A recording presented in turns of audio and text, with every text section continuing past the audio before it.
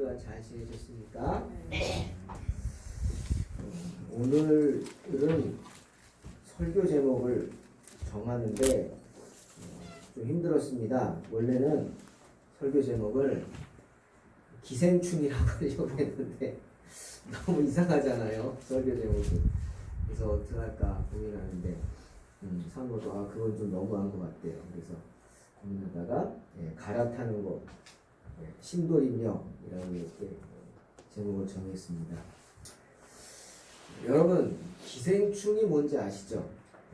요즘 기생충이라는 말이 이슈가 됐어요. 왜 그런가 했더니 그 제목의 영화가 지금 아주 이슈가 되고 있죠. 봉준호 감독이 세 번째인가 영화인데 칸 영화제에서 아주 히트를 치고 있습니다. 시사회를 했는데 굉장한 호평을 받았습니다. 150개나 되는 매체에서 인터뷰 신청을 했대요. 그리고 칸 영화제에서 꼭 봐야 할 10대 영화에 이 기생충이라는 영화가 들어갔대요. 아직 상영은 되지 않았습니다. 한번 보고 싶은데, 여러분, 기생충은요 말 그대로 기생하는 동물입니다. 곤충이죠. 다른 동물 몸에 기생하면서 뺏어요. 영양분을 뺏고 모든 걸 다 뺐습니다. 그리고 또 이 기생충은 숙주라는 게 필요해요. 이 숙주가 뭐냐? 기생충이 붙어있는 그것이 숙주예요. 이 숙주가 어떻게 되든 말든 죽든 말든 기생충은 상관하지 않고 그 숙주로 자기가 사는 거기 몸에 붙어서 다 빨아먹습니다. 그게 기생충이에요. 기생충에는 두 종류가 있어요. 몸 밖에 기생하는 외부 기생충. 우리 아는 거, 요즘 모르죠. 벼룩. 이게 외부 기생충이고, 내부 기생충은 뭐예요? 그렇죠. 그런 거예요. 해충, 요충, 십이지장충. 요즘은 잘 없는데, 저희가 어렸을 때만 해도 그냥 학교 가면은 포스터 붙어 있잖아요. 기생충을 잡자, 막 이래가지고. 맨날 그냥 대변 검사하고 막 그랬잖아요. 아무리 깨끗하게 생활을 해도요, 우리 몸속에는 이런 기생충이 삽니다. 살 수밖에 없어요. 왜? 날걸 많이 먹잖아요. 채소, 특히 상추 같은 채소, 날거. 또 물도 잘 먹어야 돼요. 끓이지 않은 물 먹을 때. 이런 기생충들이 몸에 들어옵니다. 몸에 들어와서 작은 우리 창자에 붙어서 기생을 합니다. 그래서 빈혈이 있다. 그러면 기생충 검사를 해봐야 돼요. 제일 많은 게 빈혈이에요. 왜? 피 빨아먹으니까. 피 빨아먹으니까 빈혈이, 피가 부족하는 게 빈혈이잖아요. 그리고 또 다른 많은 병들. 즉, 기생충은 나쁜 것입니다. 아주 나쁜 거죠. 아까 말씀드린 대로 숙주, 기생충이 붙어서 영양을 공급받는 걸 숙주라고 하는데, 이 숙주를 통해서 우리 몸에 들어오지, 기생충이 직접 들어오지 않아요. 여러분, 누가 기생충 잡아먹겠어요? 아니잖아요. 눈에 잘 보이지도 않고요. 항상 이 야채들, 그리고 특히 해산물, 조개, 생선, 특히 짐승의 날고기, 특히 돼지, 그런 중간 숙주라고 합니다. 이걸 통해서 사람의 몸에 들어오는 거예요. 그런데 여러분, 성경에도 기생충에 대한 이야기가 나옵니다. 신약시대 야고보 사도를 죽인 사람이 누구죠? 헤로도 아니죠. 그리고 베드로도 죽이려고 옥에 가뒀죠. 주님의 은혜로 나오게 되지만 그 베드로를 가둔 왕도 헤롯입니다. 그런데 사도행전 12장 23절을 보니까 이 헤롯이 자기가 지배하는 두로와 시돈 백성들이 데모를 하고 막 이렇게 반란을 일으키려고 하니까 그들 앞에 가서 그들을 휘어잡습니다. 다 잡아놓고 화려한 왕복을 입고 높은 곳에 앉아서 막 포효하는 거예요. 소리를 지르고 나무라는 교만하게 마치 자기가 신인 양, 너희들 내 한마디면 다 죽어 막 이러면서 했겠죠. 그러니까 어떻게 해요? 두로와 시돈 사람들이 압을 해야 될 거 아니에요. 살아야죠. 그래서 성경 보니까 이분들이 이렇게 말합니다. 야, 이거는 사람의 소리가 아니다. 이건 신의 소리다. 막 이렇게 떠듭니다. 헤롯을 세워요. 압을 하는 거예요. 그럼 어떻게 합니까, 여러분? 일반적인 유태인들은 하나님을 두려워하는 사람들 같으면 어떻게 해요? 팍 자기 겉옷을 찢을 거예요. 왜? 듣지 못할 말 했잖아요. 나보고 하나님이라고 그러는 거 아니에요. 기가 막힌 참담하다 막 그러고 막 옷을 찢고 재 부르고 뭐 난리가 날 거예요. 그런데 헤롯은 그렇게 하지 않습니다. 하나님께 영광 돌리지 않아요. 도리어 그 영광 신의 소리다. 즉 그 말은 뭐예요? 너는 신이다 이거잖아요. 봤습니다. 교만하게. 이제 알았냐? 내가 신인 거? 막 그랬겠죠. 어떻게 됐어요? 성경을 보니까 진노한 주의 사자가 즉시로 그를 쳐서 헤롯이 그 자리에서 죽습니다. 그런데요, 성경을 보니까 헤롯이 뭐 심장마비 걸려서 막 가슴 움켜잡고 죽은 게 아니에요. 하늘에서 벼락이 막 떨어져가지고 벼락 맞아 죽은 것도 아니에요. 뭐라 그래요? 충이 먹어 죽었다. 충이 먹어 죽었다. 이게 무슨 소리일까요? 성경 보다 보면 이게 뭐지 하는 부분 많잖아요. 그 중에 하나가 이거예요. 저도 이거였어요. 충이 먹어 죽어. 충은 뭐예요? 벌레충이거든요. 주석을 막 뒤져보죠. 어떤 신학자는 그랬더라고. 주석학자는 이 말은 그 중동에 이런 데 있는 독벌레에게 물려서 헤롯이 죽은 거다. 이렇게 한 분도 있어요. 그런가 보다. 의미 잘 몰랐는데 벌써 한 23년 됐어요. 제가 제주도에서 이제 부목사로 처음 사역을 할 때 충이 먹어 죽었다는 말이 무슨 뜻인 줄 알게 됐어요. 제가 제주도에 부임해서 목사 안수를 받고 그 해에 장례가 지금도 기억나요. 17건이 있었어요. 17건. 야, 이건 하나님이 나를 완전히 훈련시키는 거예요. 장례 나면 얼마나 힘듭니까? 17건이 있었어요. 그 해. 우리 교구에. 근데 첫 번째 장례. 부임하자마자 장례를 치르는 거예요.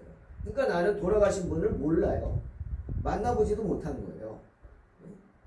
병상에서 돌아가셨어요. 병원에서.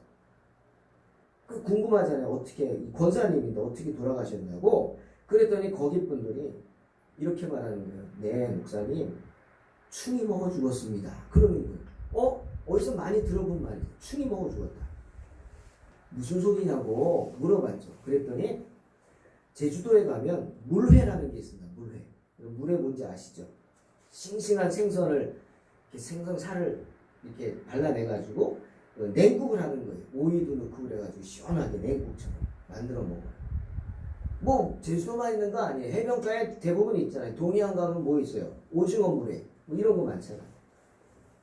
그런데 제주도에는요 생선으로만 물회를 만들어 먹는 게 아니라 돼지 물회가 있습니다. 돼지 물회. 돼지 물회가 뭐냐?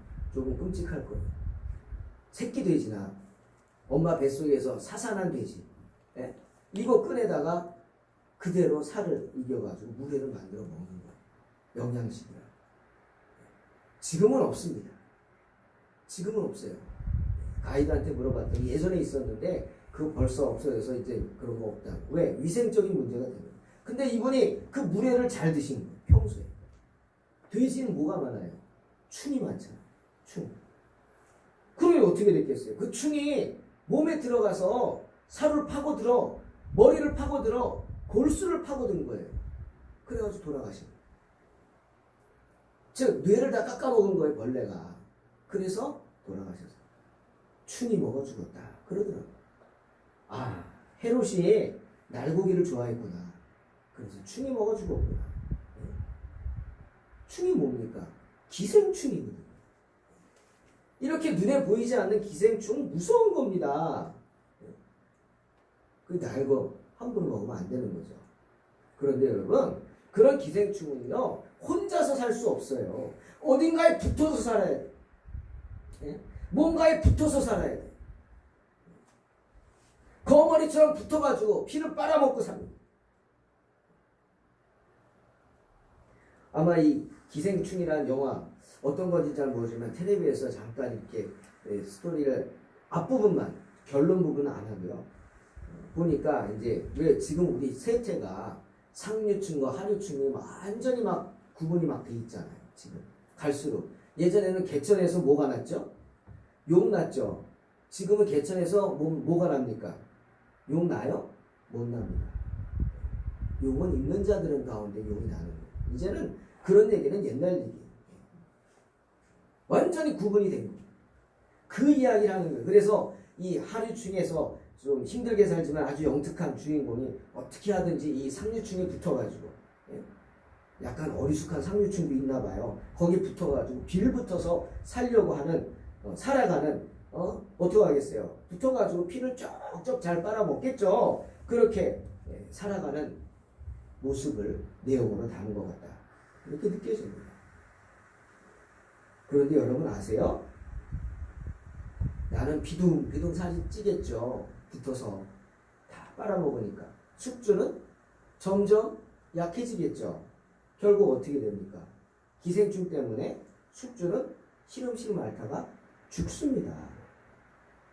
그거 아세요? 숙주가 죽으면 모두 죽어요. 기생충도 죽는 거예요.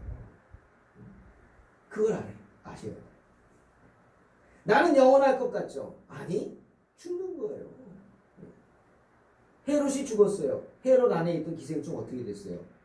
죽었어요. 같이 죽는 거예요. 때문에 성경이 말씀하시죠. 요한일서 오늘 2장에서 이 세상이나 세상에 있는 것들 사랑치 말라. 누구든지 세상을 사랑하면 아버지 사랑이 그 안에 있지 아니하니. 이는 세상에 있는 모든 것이 육신의 정욕, 안목의 정욕, 이생의 자랑입니다. 다 아버지께로부터 온 것이 아니요 세상으로부터 온 것이다. 이사야도 그랬죠. 40장 8절에서 풀은 마르고 꽃은 시든다 그랬어요. 안 마르는 풀 없고요. 안 시드는 꽃 없어요. 하지만 우리 하나님의 말씀은 영영이 서리라 분명히 말씀하십니다. 이 세상에 있는 것들은 다 유한한 거예요. 영원할 것 같지만 끝이 있습니다. 독재자들 보세요. 천년 만년 자기들이 다 할 것 같지만 얼마 못 가 무너지지 않습니다. 무너지지 않습니까? 기생충 숙주에 붙어 살면서 세상 다 가진 것 같겠죠. 하지만 내가 붙어 있는 숙주도 낡아지는 거예요. 없어지는 거예요. 죽는 겁니다. 때문에 요한이 말하는 거예요. 이 세상도 정욕도 지나간단 말이에요. 무한하지 않아요. 다 지나가요. 잠깐이에요. 하지만 하나님의 뜻을 행하는 자는 영원히 거하느니라. 세상의 것들을 숙주로 삼아 의지하며 살아가는 사람들은 세상이 망하면 어떻게 함께 죽는 겁니다. 시편 102편 말씀처럼 천지는 없어진다 그랬어요. 하지만 주는 영존하신다. 그것들은 다 옷같이 낡아진다. 의복같이 바꾸시면 바뀌려니와 주는 여상하시고 주의 연대는 무궁하다 그랬어요. 이 세상을 숙주로 생각하며 의지하면서 살아가는 모든 사람들의 끝은 없어지는 것입니다. 이 없어진다는 말 히브리어로 아바드라는 단어인데 이것은 무슨 뜻이냐? 디스트로이, 파괴되는 거예요. 멸망되는 거예요. 멸망. 그냥 없어지는 게 아니라 철저하게 고통을 느끼고 철저하게 아픔을 느끼고 철저하게 파괴돼서 멸망. 그렇죠. 골리앗이 생각났어요. 골리앗은요 대단한 사람이었어요. 네. 키가 엄청나고 등치가 크고 오죽하면 블레셋인들이 골리앗을 앞세워서 그냥 승승장구했어요. 다시 말하면 골리앗은 블레셋 사람들의 숙주였어요. 숙주. 네. 골리앗에 붙어있으면 블레셋 사람들은 사는 거예요. 그런데 그 숙주였던 골리앗이 어떻게 됐어요? 하찮은 물맷돌 하나에 맞아가지고 쓰러지지 않습니까? 무너집니다. 하지만 다윗은 뭐예요? 그들이 보기에는 어린 소년이에요. 네가 뭐냐? 네가 내가 나를 개로 여기고 막대기 갖고 왔느냐? 골리앗이 그러잖아요. 하찮은 존재였다고. 그런데 그 하찮은 존재인 다윗이 하찮은 돌멩이를 들고 어떻게 했어요? 골리앗을 무너뜨렸어요. 뭐라 그러면서? 너는 칼과 창과 단창을 의지하지만 나는 만군의 여호와의 이름 곧 이스라엘 군대 하나님의 이름으로 나아간다고 외치면서 나아가. 이런 표현이 죄송하지만 블레셋의 숙주가 골리앗이었다면 다윗이 의지하는 건 누구예요? 하나님이신 거예요. 하나님. 다윗은 하나님께 붙어서 떨어지지 않고 하나님을 의지해서 자기 죽을 거 생각하지 않고 담대하게 하나님의 일에 나간 것입니다. 그래서 골리앗의 목을 베고 승리한 줄로 믿습니다. 골리앗이란 숙주에 붙어 살던 블레셋 백성들 어떻게 됐어요? 사무엘상 17장 보니까 골리앗의 기생충 기생충처럼 붙어 살던 블레셋 사람들 다 흩어집니다. 골리앗 쓰러지자 다 도망갑니다. 막. 도망가서 살아요? 아니, 이스라엘 백성들이 하나같이 밀물처럼 내려가서 도망가는 블레셋 사람들 다 잡아 죽이지 않습니까? 도망가다가 다 죽임을 당합니다. 이게 기생충의 최후죠. 숙주가 죽으면 뭐라고요? 기생충도 죽는다는 거예요. 사도행전 23장 3절에 아나니아라는 사람이 있습니다. 그는 유대 최고의 종교 지도자예요. 대제사장이에요. 모든 결정권을 그가 하는 거예요. 여러분, 대법원장이 중요하잖아요. 대법원장이 막 법을 뛰어넘는 사람 아니에요. 어떻게 보면. 지금 미국도 지금 그걸로 지금 대법원에 막 자기 사람 심어넣으려고 트럼프 대통령이 결국 심어넣어서 5대 4가 됐대요. 5대 4가 돼서 낙태 문제 때문에 낙태가 위헌이다. 지금 그렇게 대부분이 되는데 그걸 뒤집으려고. 낙태가 합헌이다. 그걸 뒤집으려고. 민주당이 그렇게 했는데 바꾸려고. 아니다. 무슨 경우가 있어도 몇 가지 경우 제외하고는 안 된다. 이거 지금 하려고 지금 하잖아요. 이 대제사장은 그렇게 큰 권력을 갖고 있는 사람이에요. 그런데 그 대제사장 아나니아 앞으로 당시 종교 지도자들로 구성된 공회에 큰 골칫거리인 사람이 등장합니다. 잡아와요. 그게 누구예요? 사도 바울이에요. 아주 공회의 골칫거리예요. 가는 데마다 분란을 일으키는 거예요. 예수님 얘기하면서. 그들의 생각이죠. 그러면 대제사장 아나니아가 어떻게 해야 돼요? 공정해야죠. 들어봐야죠. 뭐가 문제인지 들어야 되지 않겠습니까? 사람이 아니라 하나님 말씀 또 들어야죠. 그런데 아나니아는 그렇게 안 했어요. 성경을 보니까 이 아나니아는 종교 지도자들의 눈치를 보기 바빴어요. 좀 미안한 표현이지만 기생충처럼 그냥 꽉 붙어 있었어요. 공회에. 바리새파, 사두개파, 율법학자들로 구성된 공회원들 그들에게 꼭 붙어 있었어요. 왜? 어떻게 하면 내가 살까요? 어떻게 하면 내가 이 권세를 오래 누릴까? 어떻게 하면 내가 비위를 잘 맞춰가지고 이 대제사장직을 오래 유지할 수 있을까? 이 생각에 붙어 있었어요. 그런 아나니아에게 이스라엘 백성들의 고통, 아픔, 구원의 문제, 그 중요하겠습니까? 아니, 한 영혼의 아픔, 바울이 죽든 말든 상관하겠냐고요. 그러자 바울이 말을 시작하자마자 나는 선한 양심을 가지고 말하노라 이 한마디 딱 했더니 바로 아나니아가 뭐라고 소리 지르냐면 곁에 있는 사람들에게 저놈의 입을 쳐라 이렇게 말해요. 그 입을 막으라고요. 막으라고. 입을 떠들지 못하게 입을 막으라고. 참 기가 막히죠. 그 말을 들은 바울이 저 사람이 누군지도 모르고 가만히 보니까 높은 자리에 앉아가지고 좌지우지하니까 책임자인 것 같은데 누군지 모르고 그런 말을 하니까 화가 나고 이렇게 말합니다. 이 회칠한 담이야. 하나님이 너를 칠 거다.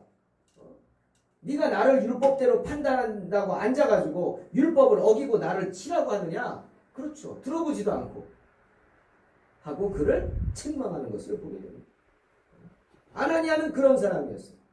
하나님이 세워주신 은혜도 모르고 자기 안위만 생각하고 공의 눈치 보기 바빠서 정말 공의라는 숙주에 붙어서 기생충처럼 살아간다고 책망을 해도 틀리지 않을 겁니다. 사랑하는 성도 여러분, 무엇을 의지하고 사십니까? 무엇을 바라보고 사세요? 혹시 세상의 숙주를 의지하며 살아가지 않으십니까? 다시 한번 기억하십시오. 이 세상에 살고 있는 모든 숙주는 죽습니다. 여러분이 의지하고 사는 세상의 모든 숙주는 다 죽어요. 천지는 없어져요. 계시록 21장 말씀처럼 새 하늘과 새 땅입니다. 처음 하늘과 처음 땅은 없어지고 바다도 다시 있지 않더라고 그랬어요. 모든 것이 없어집니다. 세상 사람들이 좋아하고 바라고 기대하는 것들 뭘까요? 사람 의지하고 살죠. 돈 의지하고 살고 권세, 좋은 집, 빌딩, 아니 땅이 최고라고요? 모든 것은 없어지는 것들입니다. 주님 오시는 그날에 이 모든 것들이 없어지는 줄로 믿으시기를 주의 이름으로 축원합니다. 때문에 요한이 뭐라 그래요? 이 세상이나 세상에 있는 것들을 살아가지 말라고 충고하는 거예요. 왜? 그런 것들은 다 하나님 아버지께로부터 온 것이 아니요. 어디로부터? 세상으로부터 온 것이에요. 여러분, 솔로몬이 왜 헛되고 헛되며 헛되고 헛되니 모든 것이 헛되다고 5번이나 이렇게 강조를 했겠어요. 결국은 다 없어질 것이기 때문입니다. 사도 요한도 지나간다. 다 지나간다고 표현합니다. 그런데 여러분, 이 지나간다고 한 단어를 우리가 들여다보면 이거 헬라 말이에요. 파라고라는 단어입니다. 지나간다? 이게 무슨 뜻이지? 2가지 의미가 있어요. 우리가 한번 생각해 봐야 돼요. 첫째는 mislead, 잘못 인도한다. 우리가 믿고 의지하는 것들은 나를 잘못 인도한단 말이에요. 내 길을 잘못 인도해요. 그리고 또 하나는 disappear, 사라지게 만듭니다. 우리가 살면서 이것만 있으면 행복할 수 있다고 생각하는 그것들이 마치 이것이 최고인 양, 이것만 있으면 다 된 양, 그렇게 생각하면서 그것에 목매고 쩔쩔매는 것들이 어떻게 돼요? 우리를 잘못 인도해요. 지나가는 것들, 이내 사라지는 것들이. 한마디로 말하면 마치 기생충이 전부인 양 붙어있는 것과 같은 세상의 숙주들인 것입니다. 얼마 전에 개 한 마리가 죽었어요. 그게 지금 난리가 났죠. 복제견 메이라는 개가 실험하다가 수의 대학에서 실험한다 그러다가 아주 비참하게 죽었어요. 그래가지고 아주 난리가 났어요. 서울대 수의학과에 이 교수가 그렇게 했죠. 주관이 돼서. 그 개 한 마리의 죽음이 그 서울대학을 뒤집어 놨어요. 비리가 막 드러나는 거예요. 들여다볼수록 충격이더라고요. 여러분, 서울대가 어떤 학교입니까? 정말 가고 싶은 학교였죠. 예?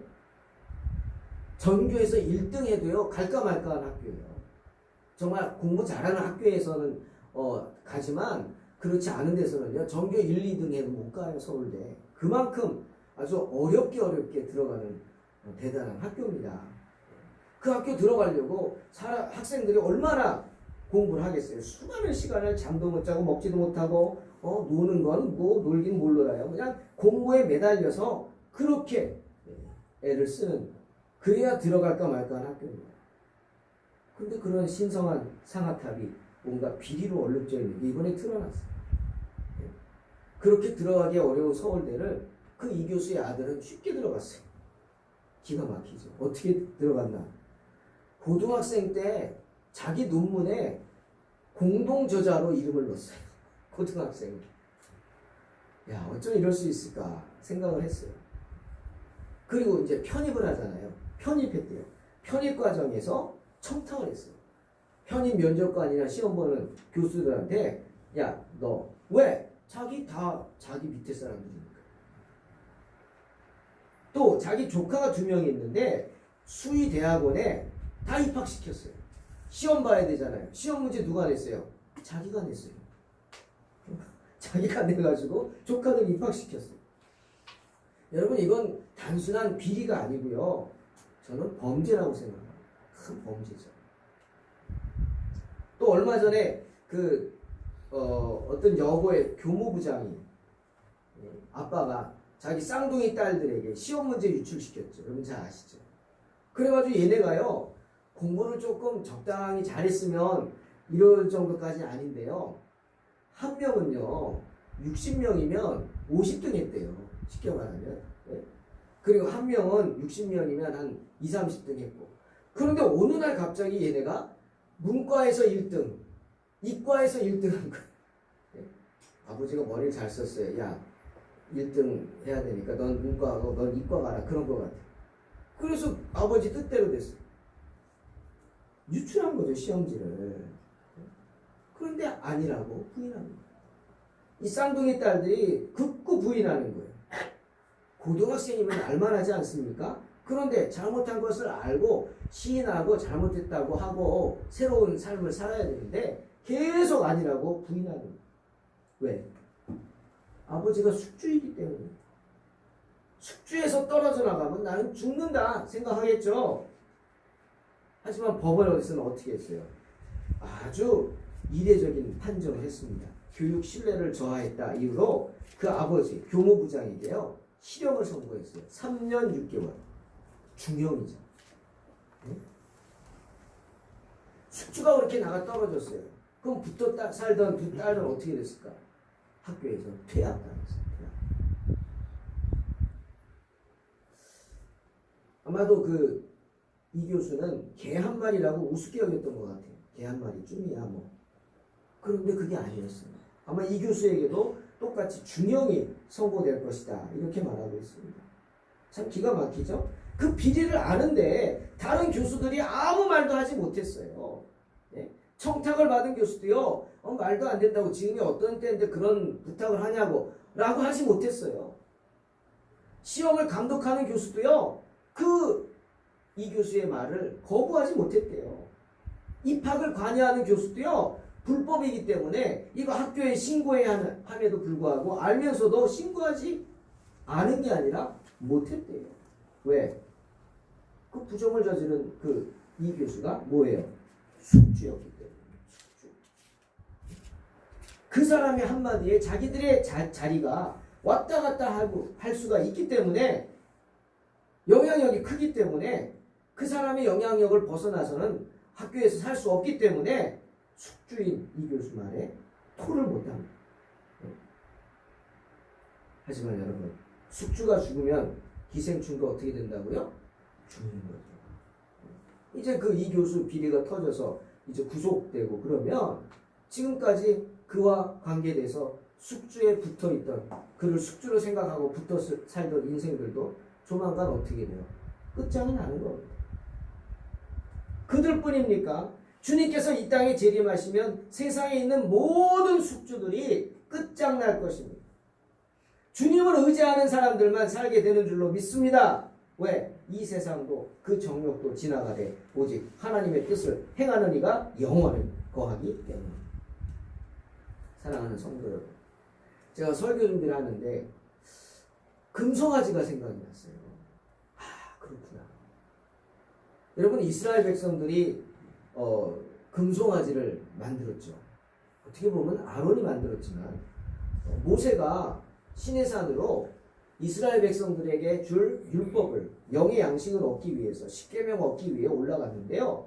40일이 걸렸어요. 40일이라는 시간 동안 모세는 그 율법을 얻기 위해서 먹지도 자지도 못하고 금식하면서 주님의 인도를 기다리고 거기서 주님과 만남을 가졌어요.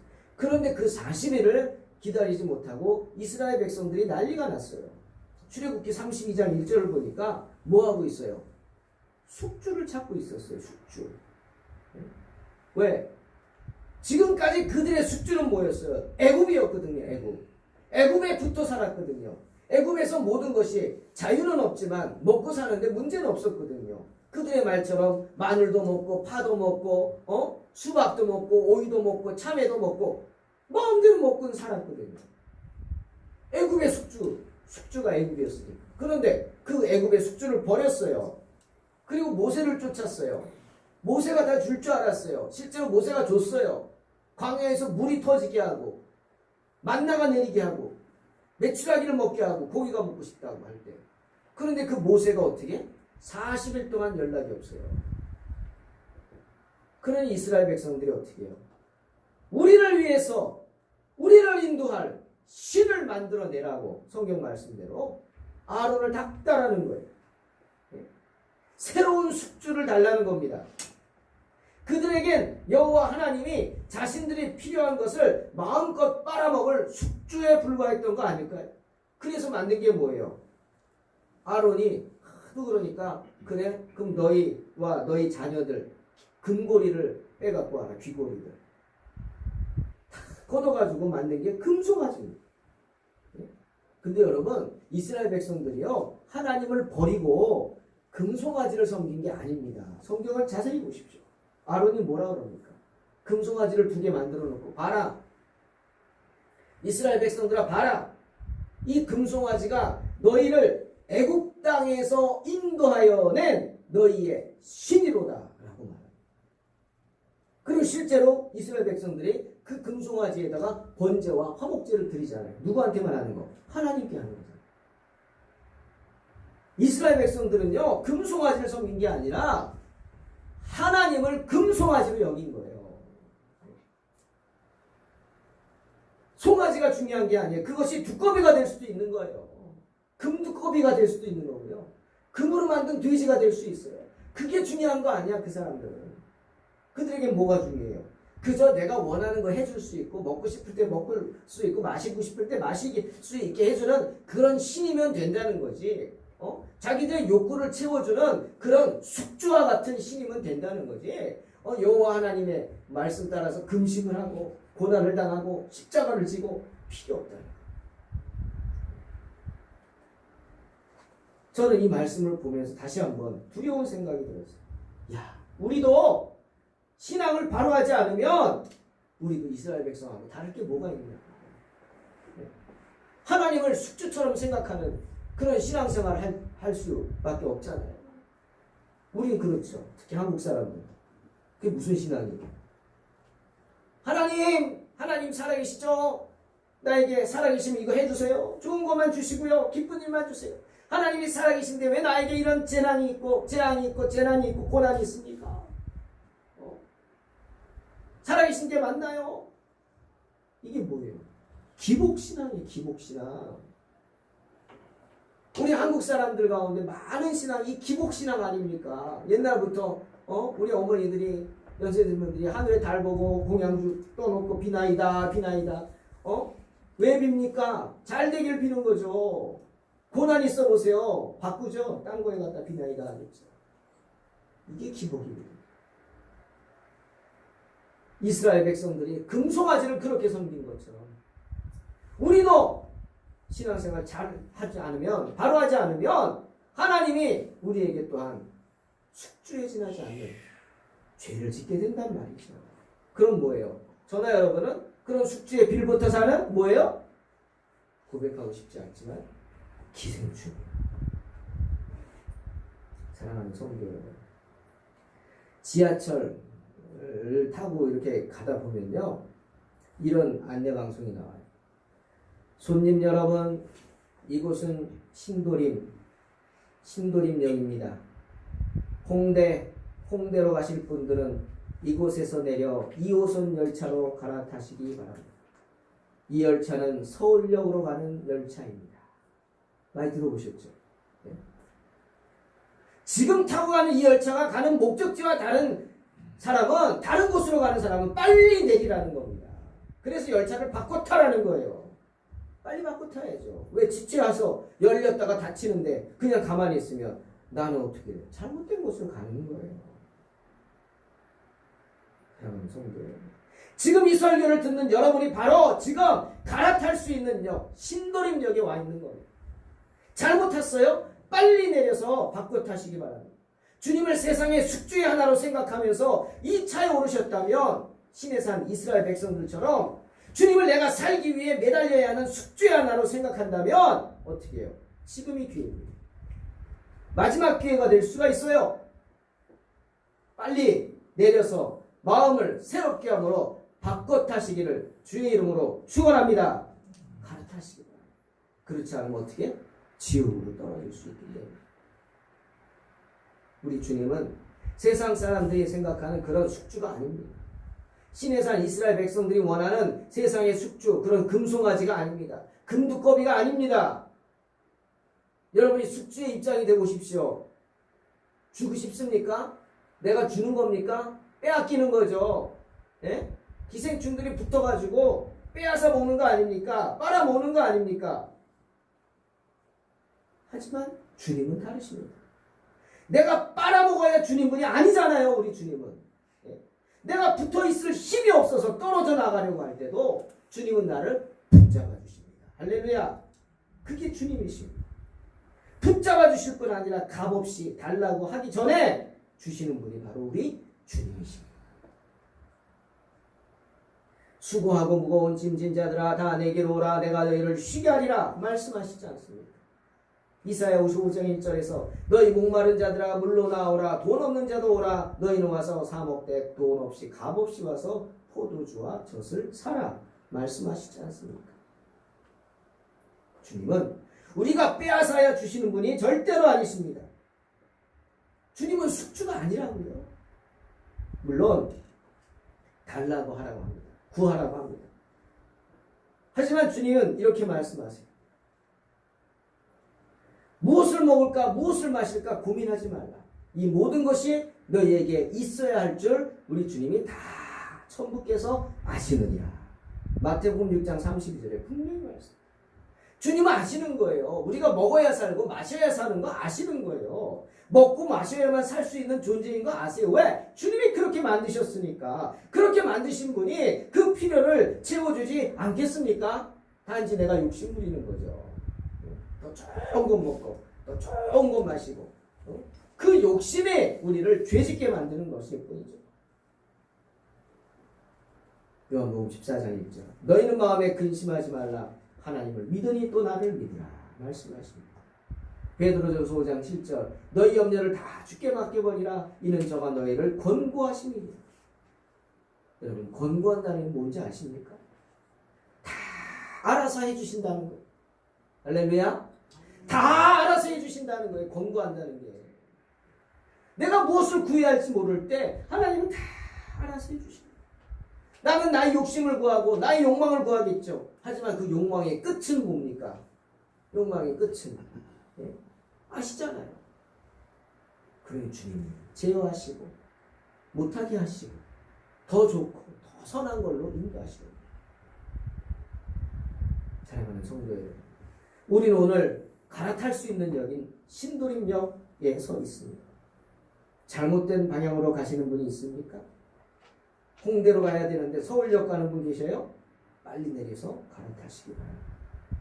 잠언 30장 15절에 거머리에게는 두 딸이 있어 족한 줄 알지 못하고 매일매일 다고다고 하느니라 말씀하십니다. 그렇게 거머리처럼 기생충처럼 주님을 세상의 숙주로 생각하면서 다고다고 하면서 불평과 원망에 가득하여 살아가는 사람이 있다면 빨리 내리십시오. 그리고 갈아타십시오. 동탄 소망교회 열차로 갈아타시기를 주의 이름으로 축원합니다. 우리 열차는 주님을 인생의 구세주라고 고백하면서 주님께 구하기보다는 주님께 맡기는 곳입니다. 주님을 의지하는 곳입니다. 그리고 천국으로 가는 열차입니다. 계시록 3장 20절 볼지어다 내가 문 밖에 서서 두드리노니 누구든지 내 음성을 듣고 문을 열면 내가 그에게로 들어가 그로 더불어 먹고 그는 나로 더불어 먹으리라 말씀하십니다. 신돌입니다. 다시 한번 여러분이 타고 가시는 열차에서 내리십시오. 그리고 목적지를 확실히 확인하고 타시기 바랍니다.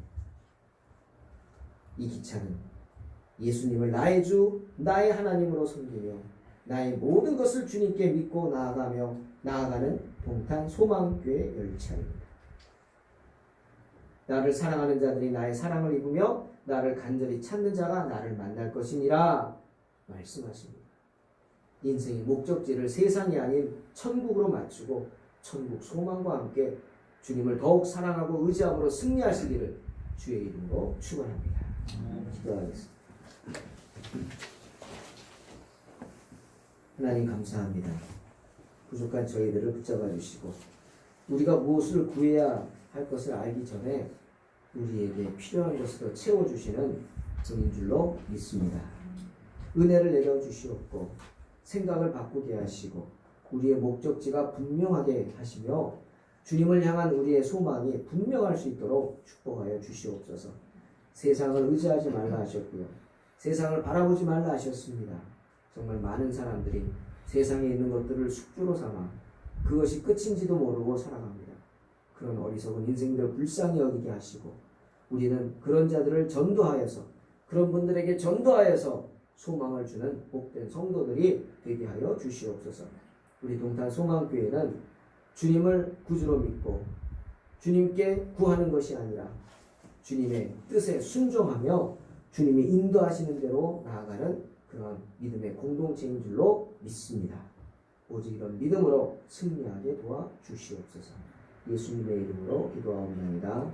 아멘. 생각하면서 524절